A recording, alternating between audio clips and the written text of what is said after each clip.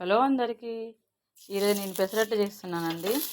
First మనం లైట్గా ప్యాన్కి కొంచెం ఆయిల్ అప్లై చేసుకోవాలి. ఇలా పెసరట్టు పిండిని మనం మంచిగా వేసుకొని సాఫ్ట్గా గ్రైండ్ చేసుకున్నాం అండి. అందువల్ల మనకి దోశ కూడా చాలా సాఫ్ట్గా వస్తుంది. పెసరట్టు కూడా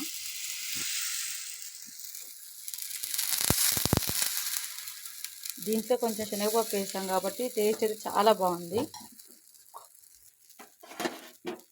లైట్గా కాదులేండి, పెసరట్టుకి ఆయిల్ ఎక్కువ వేసుకోవాలి, అప్పుడు టేస్ట్ ఎక్కువ ఉంటుంది.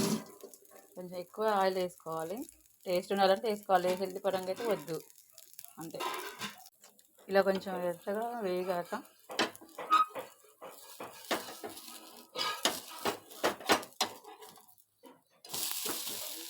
ఇది 2 సైడ్స్ బాగా కాల్చుకోవాలి.